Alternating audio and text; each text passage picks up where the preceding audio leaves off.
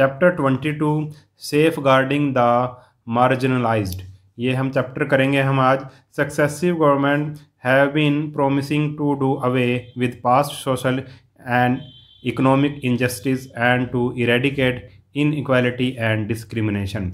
जितनी भी हमारे देश में आज तक गवर्नमेंट हुई हैं उन सब ने ये मतलब प्रॉमिस किया था कि भाई जो भी पास्ट में सोशल और जो इकोनॉमिक इनजस्टिस हुए हैं, अन्याय हुए हैं, उनको मतलब और इरेडिकेट इक्वालिटी एंड डिस्क्रिमिनेशन, और जो भी इनइक्वालिटी हुई है और जो भी भेदभाव हुआ है उसको मतलब ख़त्म कर दिया जाएगा। They aim to give primary education to all the citizen of India, eradicate poverty and ensure health scheme for all. उनका एम क्या था भाई? प्राइमरी कि भाई प्राइमरी एजुकेशन मिले सभी को, सिटीजन्स को, सिटीजन ऑफ इंडिया को। इरेडिकेट पॉवर्टी, पॉवर्टी मतलब गरीबी को ख़त्म किया जाएगा। एंश्योर हेल्थ स्कीम, सभी के लिए हेल्थ स्कीम चलाई जाएंगी।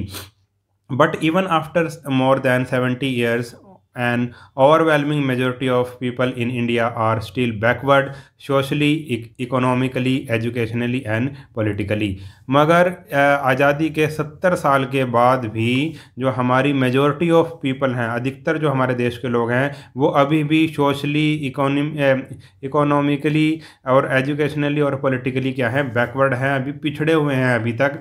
These victims of backwardness comprise the present scheduled caste, scheduled tribes and other backward classes. और इनमें कौन आता है भाई? इनमें वो लोग आते हैं शेड्यूल्ड कास्ट के, शेड्यूल्ड ट्राइब्स के और बैकवर्ड क्लासेस के आते हैं, जो मतलब जिनका डेवलपमेंट नहीं हो पाया, वो अभी भी पिछड़े हुए हैं।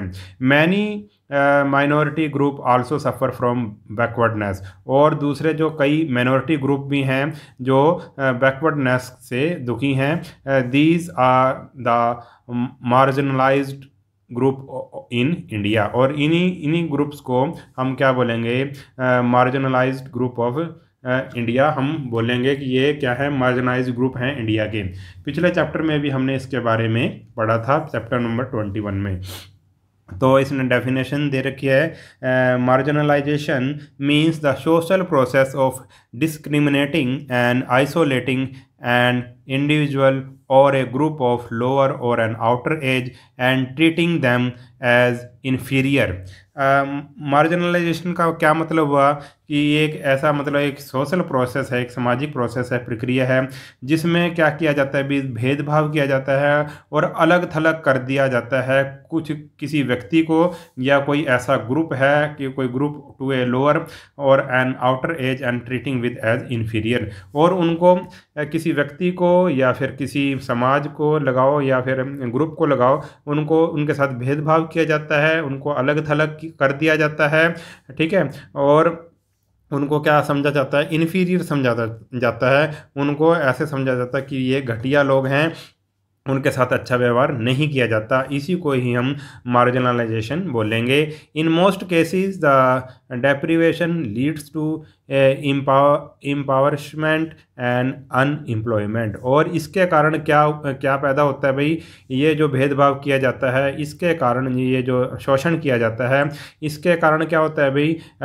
गरीबी और अनएम्प्लॉयमेंट, यानी कि किसी को काम नहीं मिलता, नौकरी नहीं मिलती, इसके कारण ही ये चीज़ें पैदा होती हैं।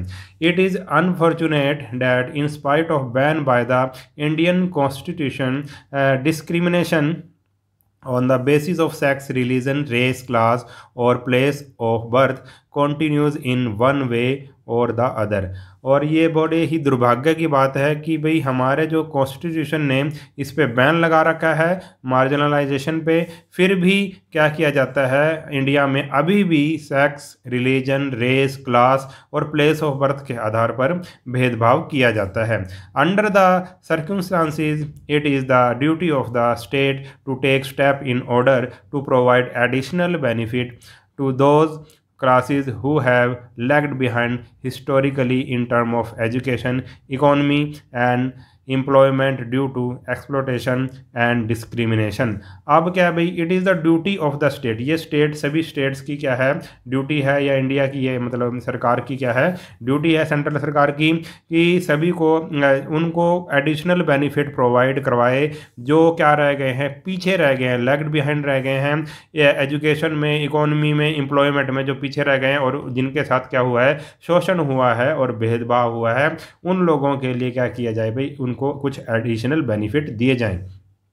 It is necessary to materialize the goals of social and economic equality which are enshrined in the preamble to our constitution. अगर हमें ये बहुत ही ज़रूरी हो गया कि जो हमारे जो हमने गोल बनाए हैं सोशल और जो गोल बनाए हैं उनको अगर हमने वास्तविकता में बदलना है तो कि भाई इन ऐसे लोगों को उठाना है, अगर उनको वास्तविकता में बदलना है तो हमें सोशल और इकोनॉमिक इक्वालिटी लानी पड़ेगी हमारे देश में, जो हमारे कॉन्स्टिट्यूशन के प्रीएम्बल में भी कहा गया है इक्वालिटी के बारे में और सोशल और इकोनॉमिक इक्वालिटी के बारे में जो कहा गया है। अगर उसको सच करना है तो हमें क्या करना पड़ेगा, अपने मतलब इन गोल्स को अगर हमने वास्तविकता में बदलना है तो हमें सोशल और इकोनॉमिक इक्वालिटी लानी पड़ेगी देश में।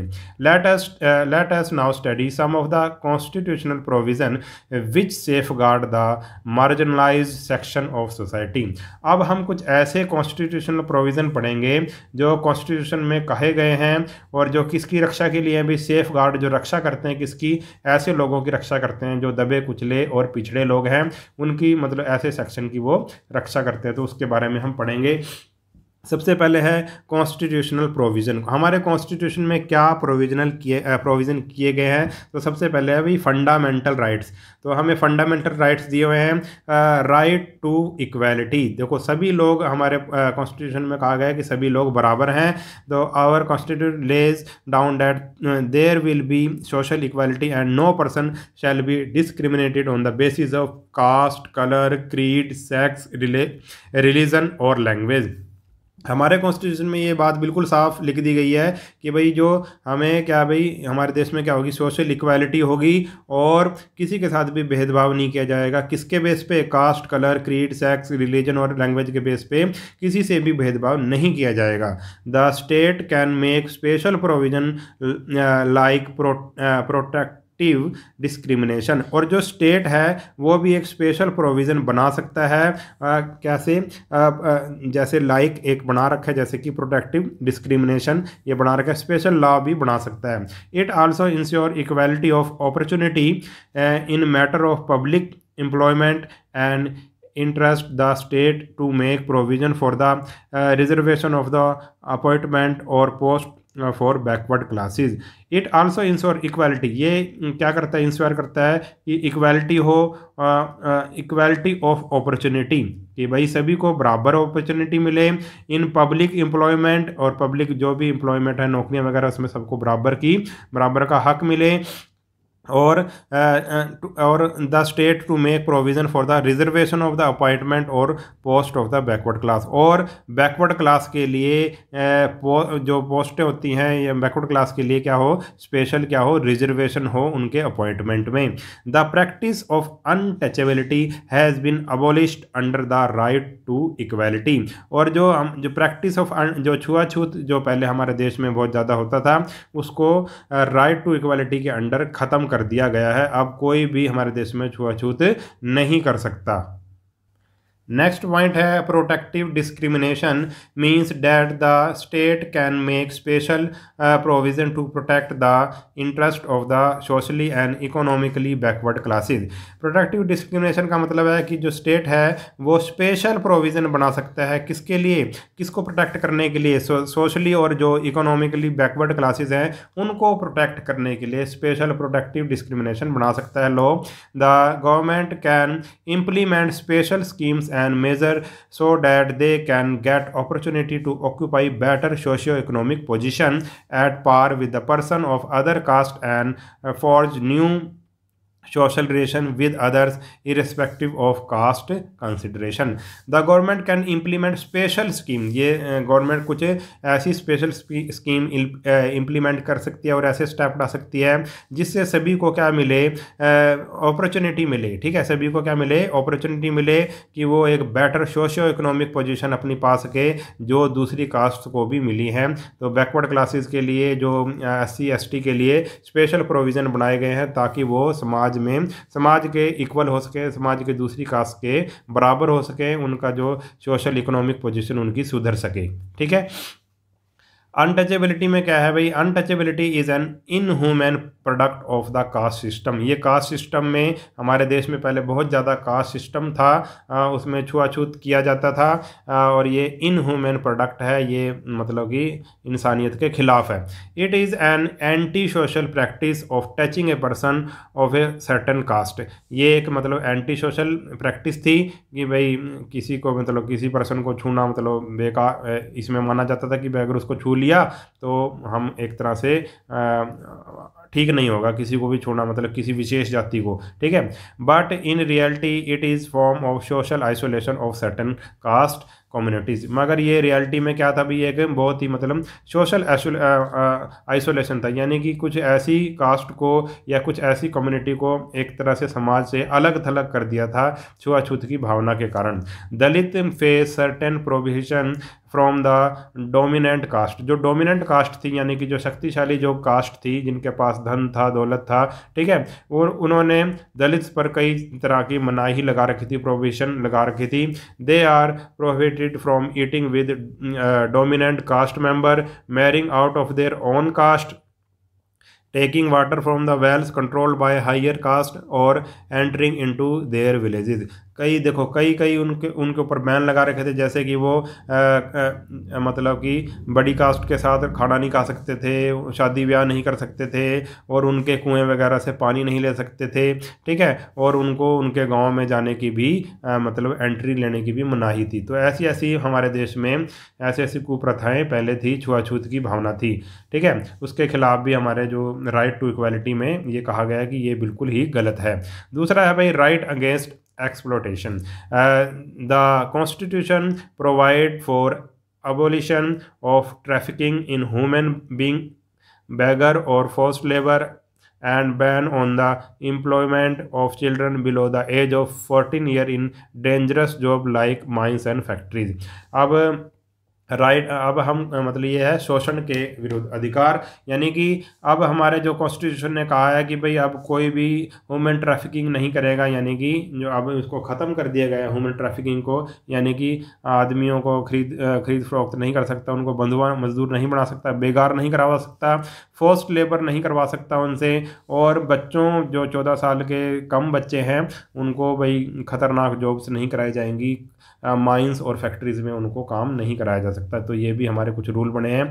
The fundamental rights guarantee that SC ST OBC can live with dignity and be treated as equal. और जो फंडामेंटल राइट इस चीज़ की गारंटी देते हैं कि SC ST और OBC अपना जीवन सम्मान से जिएंगे, ठीक है, और उनको इक्वल समझा जाएगा। Many Dalit have filed appeal under the fundamental rights and drawn the attention of the government to provide social, political, economic justice to them as provided under the constitution. और अगर कोई ऐसी कोई घटना होती है तो कई दलित ऐसे हैं जिन्होंने अपील फाइल की है कोर्ट में फंडामेंटल राइट के हिसाब से, तो उन्होंने सरकारों का ध्यान अपनी तरफ मतलब अपील के द्वारा ध्यान अपनी तरफ आकर्षित किया है, जिससे उन्हें सोशल, पॉलिटिकल और इकोनॉमिक जस्टिस उनको दिया गया है under as provided under the constitution. जो कॉन्स्टिट्यूशन में प्रोवाइड किया गया है उनको क्या भाई इक्वल मतलब समझा जाएगा। अब कोई भी किसी के खिलाफ भी एक्सप्लॉइट नहीं कर सकता किसी को भी। तीसरा पॉइंट है स्पेशल प्रोविज़न फॉर माइनॉरिटी। अब माइनॉरिटी के लिए भी स्पेशल प्रोविज़न किए हैं। The fundamental rights like the right to freedom of religion and cultural and educational right have special provision for the minority to protect their distinct culture and safeguard it from the influence of the majority। अब minority के लिए भी fundamental right बनाए गए हैं कि right to freedom of religion, किसी भी धर्म को अपना सकते हैं, अपने कल्चर को। एजुकेशनल राइट्स सभी को दिए गए हैं, स्पेशल प्रोविज़न दिए गए हैं माइनॉरिटी को प्रोटेक्ट करने के लिए कि वो अपना कल्चर प्रोटेक्ट कर सकें, सेफ गार्ड कर सकें, रक्षा कर सकें, किससे, इन्फ्लुएंस टू द मेजोरिटी, जो मेजोरिटी के इन्फ्लुएंस के बिना वो आसानी से जीवन जी सकें, अपने कल्चर को बढ़ा सकें और उनका सेफ गार्ड कर सकें। अब डू यू नो में क्या है भाई, fundamental duties of the Indian constitution safe guard the interest of the minority. Fundamental duties article 51 में क्या है भाई, कॉन्स्टिट्यूशन सेफ गार्ड देता है, रक्षा करता है किसकी, माइनॉरिटी की। It lays down that it is the duty of all citizen to promote harmony and the spirit of common brotherhood amongst all the people of India, transcending religious, linguistic and regional and sectional diversity. It is the duty of all Indian to value and preserve the rich heritage of our composite culture। इसमें एक आ गया है भाई कि जो सभी जो citizen of India हैं वो प्रेम प्यार और शांति और मिलजुल कर भाईचारे के साथ एक दूसरे के साथ रहेंगे और एक दूसरे का जो भी रिलीजियस है, लिंग्विस्टिक है और रीजनल है या सेक्शनल डाइवर्सिटी है उसके ऊपर उठ के वो एक दूसरे के साथ मिलकर रहेंगे। और it is the duty of all Indian to value the preserve, और ये सभी इंडियंस की ड्यूटी है कि जो अपना कल्चर है उसको संभाल के रखें, जो हमारा मिक्स कल्चर है उसको हम संभाल के रखें, अपना जो हेरिटेज को संभाल के रखें। अब आगे भाई दूसरा पॉइंट है भाई, ये तो था कॉन्स्टिट्यूशनल प्रोविज़न जो दिए गए हैं सेफ गार्ड के लिए SC ST और बैकवर्ड क्लासेस के लिए और माइनॉरिटी के लिए, माइनॉरिटीज़ के लिए। अब क्या है भाई, दूसरा है the directive principle of the state policy. ये आपने पहले भी पढ़ रखा है, किसी चैप्टर में आया था, ये पहले एक चैप्टर में आया था। The directive principle of state policy are not enforceable by law, but they do lay down important fundamental in the governance of the country। जो डायरेक्टिव प्रिंसिपल होते हैं वो मतलब उनको ज़बरदस्ती लागू नहीं किया जा सकता, कानून नहीं बनाया जा सकता, मगर फिर भी वो एक इम्पोर्टेंट रोल अदा करते हैं किसी कंट्री की गवर्नेंस में। They direct the state to apply these principle while making laws to secure a social order for the promotion of the welfare of the people. और ये जो डायरेक्टिव प्रिंसिपल है वो क्या स्टेट्स को क्या करते हैं, डायरेक्ट करते हैं कि ऐसे नियम कानून बनाए जाएँ, ऐसे सोशल ऑर्डर बनाया जाए कि जिसमें लोगों की भलाई हो, ऐसे काम किए जाएं जिसमें लोगों की भलाई हो। They aim to minimise the inequality in income and eliminate inequality of status. ठीक है, दे एम, और इनका एम क्या है भाई कि मिनिमाइज जो असमानता है, जो बराबरीपन नहीं है उसको कम किया जाए। इनकम मतलब जो इनकम में यानी कि इनइक्वालिटी इन इनकम यानी कि सभी की जो इनकम है वो बढ़े, ठीक है, कोई भी गरीब ना रहे। एंड एलिमिनेट इनइक्वालिटी, और सभी का क्या भाई स्टेटस भी बढ़े और स्टेटस में भी इनइक्वालिटी ना हो। Along with providing facility and opportunity, the directive principle ensure that the material resources of the country are utilized for the common good। और मतलब कि इसमें कहा गया डायरेक्टिव प्रिंसिपल में कि सभी को फैसिलिटी और अपॉर्चुनिटी दी जाए। डायरेक्टिव प्रिंसिपल ये कहता है कि भाई जितना भी हमारे कंट्री के जो रिसोर्सेज हैं उसको मतलब उस पर सभी का अधिकार है और उसको सही ढंग से उसका यूटिलाइज किया जाए। आगे है protecting the rights of marginalised, कैसे हम उनके राइट को प्रोटेक्ट करेंगे। सबसे पहले है भाई रिजर्वेशन एन अनएंडिंग इशू और एन इक्वल अपॉर्चुनिटी इशू। अब रिजर्वेशन पे अब बहस होने लगी है कि ये एक अनएंडिंग इशू है या फिर इक्वल अपॉर्चुनिटी इशू है, क्योंकि अब ये जो हमारा जो कॉन्स्टिट्यूशन ने कहा था कि भाई ये 10 साल तक रहेगा मगर ये अभी तक भी ख़त्म नहीं हुआ है, तो इस पे बहस चल रही है कि ये ख़त्म होना चाहिए या नहीं होना चाहिए। Initially reservation was provided for SC ST only. शुरू में जो रिजर्वेशन था वो सिर्फ SC और ST के लिए ही था। Later on OBC were also included and now the other minority are demanding reservation as well। बाद में OBC को भी इसमें शामिल कर लिया गया इसमें रिजर्वेशन में। और दूसरी जो माइनॉरिटी हैं वो भी डिमांड कर रही हैं कि हमें भी रिजर्वेशन दिया जाए। In such a situation the seats left for the majority would not be in proportion to their population. और अगर ऐसा कर दिया गया, माइनॉरिटी को भी रिजर्वेशन दे दी गई, तो जो मेजोरिटी में लोग हैं जो पॉपुलेशन है उनको फिर सही प्रोपोर्शन में सीटें उनके लिए नहीं बचेंगी। There has been a lot of discussion for and against reservation. अब इस पे बहुत ही डिस्कशन होने लगा है, बहस होने लगी है कि रिजर्वेशन होना चाहिए या नहीं होना चाहिए। कुछ लोग इसके अगेंस्ट में हैं और कुछ उसके फेवर में हैं। But discrimination and suffering still continue in many part of the country. मगर अभी भी हमारे देश में भेदभाव होता है, सफरिंग्स होती हैं, ठीक है। अभी भी हमारे देश में ये चीज़ें चल रही हैं। Let us take a look at some of the steps taken by the Indian government. अब कुछ हम स्टेप देखते हैं जो इंडियन गवर्नमेंट ने लिए हैं। The schedule caste and schedule tribes prevention of atrocities act 1989, इसके बारे में पढ़ेंगे, इस एक्ट के बारे में पढ़ेंगे। This act prevents offences of atrocities against the members of SC ST। ये एक्ट किस लिए बनाया गया है, किसको मतलब अगर कोई ऑफेंस करता है, अपराध करता है, अगर कोई यानी कि अत्याचार करता है, एट्रोसिटीज़ का मतलब अत्याचार करता है SC ST के मेंबर पर, तो it provides for relief and rehabilitation for the victim. तो उस विक्टम को क्या दिया जाएगा भाई, उसको रिलीफ दी जाएगी, राहत दी जाएगी, उसकी मदद की जाएगी और उसका पुनर्वास किया जाएगा, यानी कि उसको दोबारा से उसको एक तरह से उसको बसाया जाएगा। Special court for the trial of following offences have been set up for the trial of the offenders and to punish them if proved guilty. उसके ऊपर जो कोर्ट की तरफ से एक ट्रायल मुकदमा चलाया जाएगा उस अपराधी के ऊपर जिसने ऐसा किया है, ठीक है, और उसको पनिश भी किया जाएगा अगर वो गिल्टी साबित होता है। तो क्या क्या इसमें पॉइंट है। Forcing A member of SC ST to drink, to eat or eat an inedible or obnoxious substance। अगर कब कब उसको गिल्टी साबित किया जा सकता है या कब कब उसको मतलब उस पर मुकदमा चल सकता है, यदि कोई SC ST के साथ उसको ज़बरदस्ती कोई चीज़ ऐसी पिलाई जाए पिलाई जाए या खिलाई जाए जो खाने योग्य ना हो, जो बुरी चीज़ हो, ऑब्नॉक्सियस सब्सटेंस को खिलाया जाए ज़बरदस्ती, ठीक है। दूसरा पॉइंट क्या है, इंसल्टिंग और annoying any member of SC ST, या फिर उसकी कोई बेइज्जती की जाए SC ST की।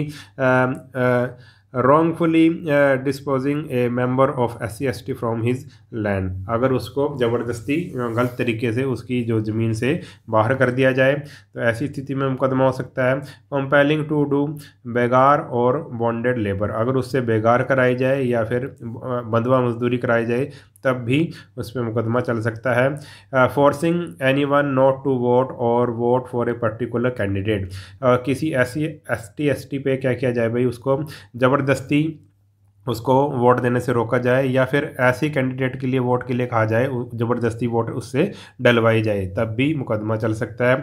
Use of force of any women belonging to SC ST, और किसी जो SC ST से बिलोंग कोई अगर लेडीज़ करती है तो उस पर अगर कोई फोर्स का यूज़ करता है, बल का प्रयोग करता है, उससे मारपीट करता है तो मुकदमा चलेगा। Causing destruction of a building which is ordinary used as a place of worship और ह्यूमन ड्वेलिंग, अगर कोई ऐसी जगह है, अगर कोई किसी ऐसी जगह को ख़राब कर देता है, ख़त्म कर देता है जो जहाँ पे पूजा की जाती है या फिर वहाँ पर लोग रहते हैं, तो उस पर भी मुकदमा चलेगा। तो the government of India has made all effort for to safeguard the dignity of all section of society. तो गवर्नमेंट इंडिया ने सारे एफर्ट किए हैं रक्षा करने के लिए, सम्मान की रक्षा करने के लिए, सोसाइटी के हर एक सेक्शन की सम्मान की रक्षा करने के लिए गवर्नमेंट ने कई स्टेप लिए हैं, कई एफर्ट किए हैं। The employment of manual scavengers and construction of dry latrine Act in 1993 was an important step in this direction।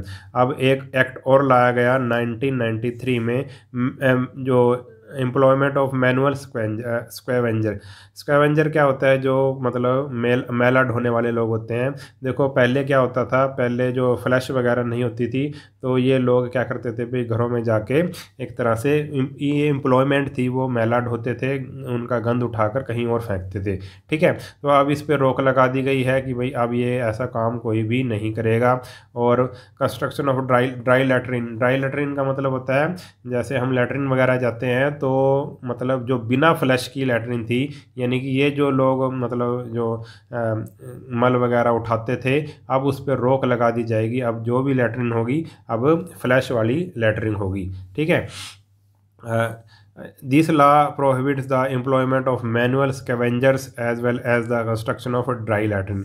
अब इस लॉ ने क्या किस पे मनाही कर दी, किस पे बैन लगा दिया कि भाई ये कोई नौकरी नहीं करेगा। कौन सा काम नहीं करेगा, मैनुअल स्कैवेंजर्स, यानी कि कोई मैला नहीं ढोएगा, कोई किसी का गंद नहीं उठाएगा। ठीक है, और जो ड्राई लैट्रिन है उस पर भी रोक लगाई जाएगी। जो भी लैट्रिन बनाई जाएगी वो क्या होगी भाई, फ्लैश वाली लैट्रिन होगी, जिसमें पानी का यूज़ किया जाएगा।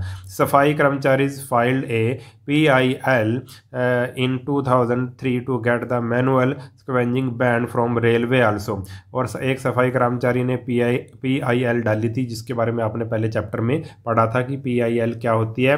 ठीक है, 2003 में कि भाई अब रेलवे में भी इसको बैन किया जाए, जो मैनुअल स्क्वेंजिंग है, मैला ढोने की जो प्रथा है, इसको बंद किया जाए।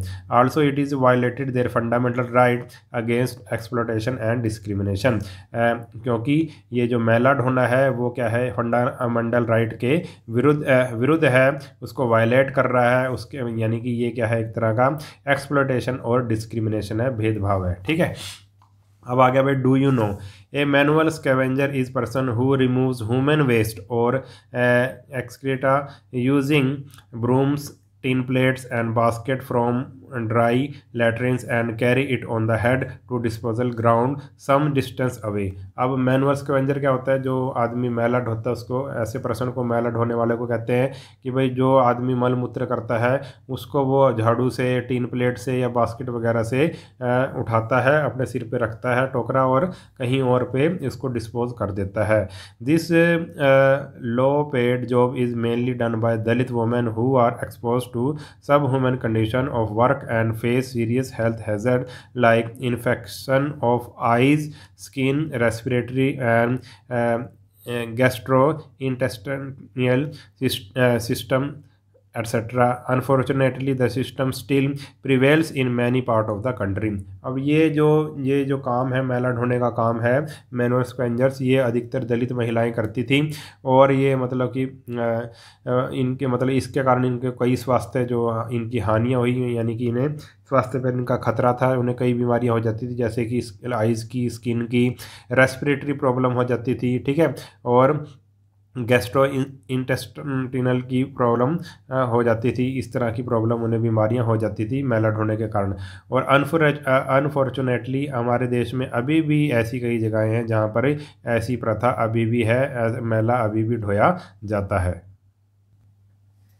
Measures taken by government for rehabilitation of manual scavengers. अब सरकार ने दोबारा से उनको बसाने के लिए क्या किया, क्योंकि उस पर तो बैन लगा दिया था मैला ढोने पर कि अब ये काम नहीं करेंगे, तो अब उनको दोबारा से कैसे बसाया सरकार ने।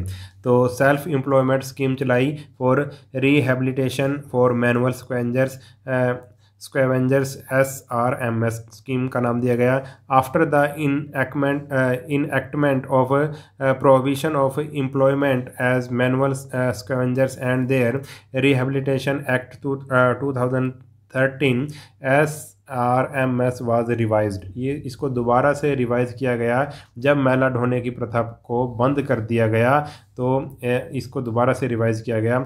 स्वच्छ Bharat Abhiyan was launched on October 2014 to have a clean India by October 2019। This national mission targets to achieve the following. अब स्वच्छ भारत अभियान की शुरुआत की गई अक्टूबर 2014 को। उसमें क्या किया गया है भाई, टू कंस्ट्रक्ट टॉयलेट बनाए गए, टू इरेडिकेट मैनुअल स्क्वेवेंजिंग। अब जो मैनुअल स्क्वेवेंजिंग थी उस पर बिल्कुल ही उसको क्या कर दिया गया, अभी एक तरह से उसको बंद कर दिया गया। To change people's attitude to sanitation and create awareness, और लोगों की सफाई के प्रति उनका दृष्टिकोण क्या किया गया, बदला गया और अवेयरनेस फैलाई गई। The goal of Swachh Bharat mission include the elimination of open defecation, conversion of insanitary toilet to flush toilet, eradicating manual scavenging and municipal solid waste management। अब गोल क्या था स्वच्छ भारत मिशन का कि भाई क्या किया जाए, भाई जो खुले में शौच है, ओपन डेफिकेशन, इसको बंद किया जाए। कन्वर्जन ऑफ, अब जो टॉयलेट जो दूसरे थे टॉयलेट, सिंपल टॉयलेट थे, उनको फ्लश टॉयलेट में बदला जाए। इरेडिकेटिंग मैनुअल स्कैवेंजिंग, और जो मैनुअल मैल ढोने की प्रथा है उसको बंद किया जाए। और जो म्यूनसिपल सॉलिड वेस्ट जो होता था उसका सही ढंग से मैनेजमेंट किया जाए। The national campaign led by the government of India aims to make the street and infrastructure clean by October 2019 on Mahatma Gandhi 150th birth anniversary. और जो national campaign led by government of India, और एक national campaign चलाया जा रहा है जो India की गवर्नमेंट चला रही है, और उसका एम क्या है कि जितनी भी स्ट्रीट्स हैं हमारी देश की और इंफ्रास्ट्रक्चर, उसको सबको क्लीन किया जाए 2 अक्टूबर 2019 तक। स्वच्छ Bharat mission can only be made successful if manual scavenging in the states is completely eliminated and replaced with modern toilet। अब स्वच्छ भारत अभियान तभी सक्सेसफुल हो सकता है जब मैला ढोने की प्रथा को एकदम से बंद कर दिया जाए और उसकी जगह क्या आ जाए, भी मॉडर्न टॉयलेट आ जाए। The progressive rehabilitation of those dependent on scavenging has to be planned simultaneously through skill development program so that they get suitably rehabilitated। अब क्या है भाई, अब जब प्रोग्रेसिव कुछ उनको बसाने का, क्योंकि इस पे तो अब रोक लगा दी मैला ढोने पर, तो उनको लोगों को बसाने का, उनको काम देने का कोई नया तरीका बनाया जाए, कोई प्लान बनाया जाए, ठीक है। उनमें स्किल डेवलपमेंट प्रोग्राम के द्वारा उनमें स्किल पैदा की जाए जिससे कि वो दोबारा से अच्छे से रह सकें, सस्टेन कर सकें। More ever Swachh Bharat mission will succeed only when each and every Indian become responsible about creating managing waste and not littering public places. और स्वच्छ भारत अभियान तभी सक्सेसफुल हो सकता है जब सभी इंडियन इसमें साथ देंगे, रिस्पॉन्सिबल होंगे, अपने आप को समझेंगे और वेस्ट को सही ढंग से मैनेज करेंगे और कूड़ा करकट लिटरिंग यानी कि कूड़ा करकट पब्लिक प्लेसेस में नहीं फैलाएंगे। तो आगे है भी programme launched by government for upliftment of the weaker section. Weaker section को ऊपर उठाने के लिए जो सरकार ने क्या क्या प्रोग्राम लॉन्च किए हैं। सबसे पहले अभी प्रधानमंत्री आवास योजना, इसके अंतर्गत क्या किया गया है भाई, प्रधानमंत्री आवास योजना में भाई जो गरीब लोगों के लिए क्या किए गए हैं भी, मकान बनाए गए हैं। It is primarily a welfare housing scheme है ये, launched by central government. The houses would be distributed to the needy section of society and subsidy on loan would be provided by the central government. और जो house किसके दिए जाते हैं, जिनको ज़रूरत है उनको हाउस दिए जाते हैं और उनको बिल्कुल सस्ते में सब्सिडी पर लोन दिया जाता है सेंट्रल गवर्नमेंट की तरफ से। There by making affordable house for the economically weaker section of the country, ताकि वो क्या कह सकें भाई, अफोर्डेबल अपना हाउस बना सकें। और ये किसके लिए scheme, weaker section of the country, जो आर्थिक रूप से क्या है कमज़ोर हैं लोग। Special preference would be given to senior citizen, और इसमें ये इसका लाभ कौन उठा सकता है, senior citizen, women and SC/ST in allotment of this houses. और अधिकतर ये हाउसेज किसको दिए जाते हैं, कोई सीनियर सिटीजन हो, वोमेन हो या SC/ST हो। प्रधानमंत्री जन धन योजना, इसके अंतर्गत क्या किया गया, खाते खोले गए, बैंक खाते। Under the PMJDY, any individual above the age of 10 years and does not have a bank account can open a bank account without depositing any money। जो भी 10 साल से ऊपर का है भारत में वो अपना अकाउंट खोल सकता है और बिना किसी पैसे के, बिना पैसा जमा कराए अकाउंट अपना खोल सकता है।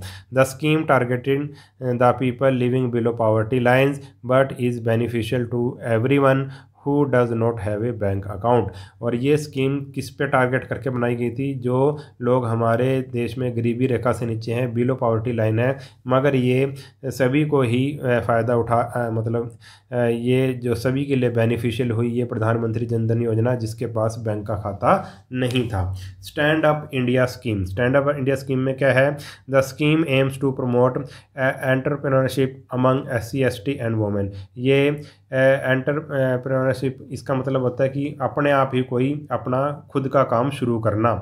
इसमें क्या होता है भाई? It provide composite loan for setting up any enterprise between ₹10 lakh up to 1 crore. इसमें क्या दिया जाता है? अगर कोई अपना कोई नया काम शुरू कर रहा है, खुद का काम शुरू कर रहा है, तो उसे क्या दिया जाता है भाई?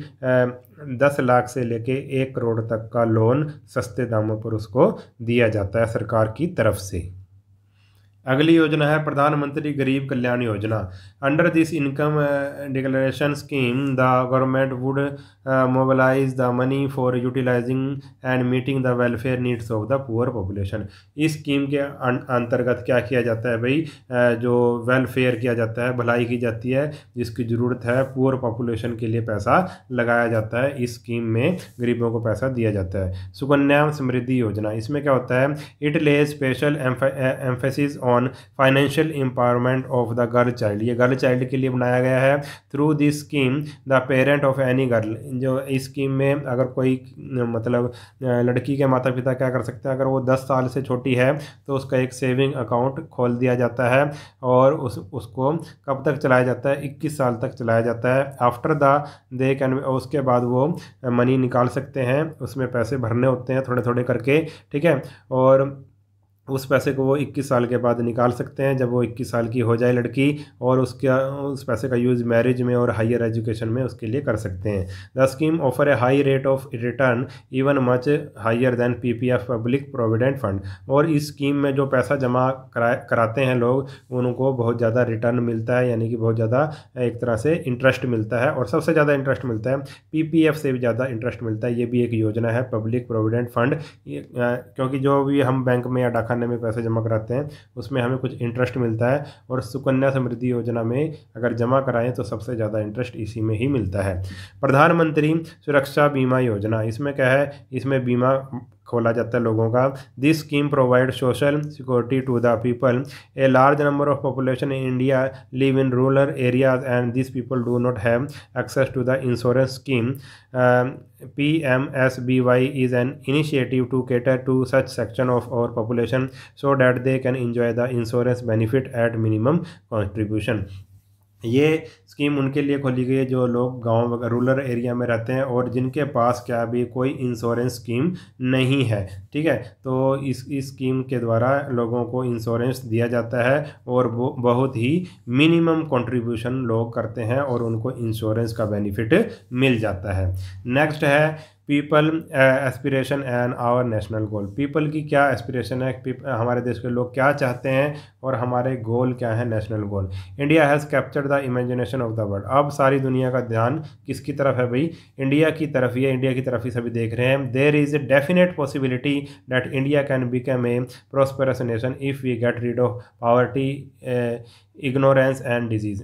इंडिया ये मतलब ये संभव है कि इंडिया डेफिनेटली एक क्या बनेगा? एक पावरफुल देश बनेगा, एक प्रॉस्पेरस नेशन बनेगा, अगर यहाँ से गरीबी, इग्नोरेंस और डिजीज़ वगैरह, बीमारी वगैरह चली जाएँ।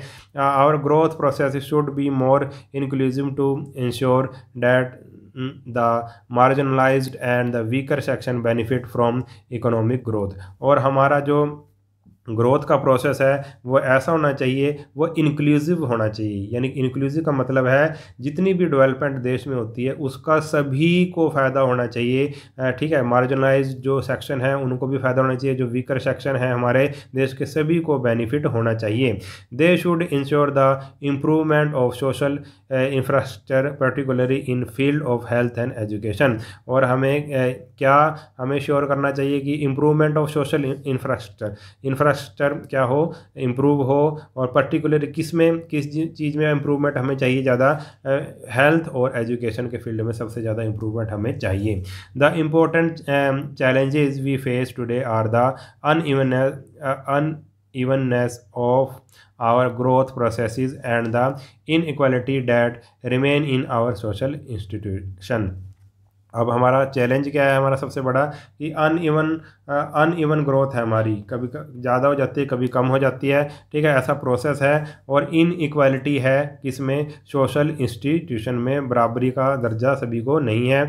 We must ensure that the interest of scheduled caste, scheduled tribes, backward class, minority, women and children are protected and justice is provided to them. हमें इस बात को इंश्योर करना पड़ेगा कि हमारे जो शेड्यूल कास्ट के लोग हैं, schedule tribe, backward class, minority हैं, वुमेन है, चिल्ड्रन है, सभी के जो अधिकार हैं और उनको बराबर न्याय मिले और सभी को प्रोटेक्ट किया जाए, ठीक है।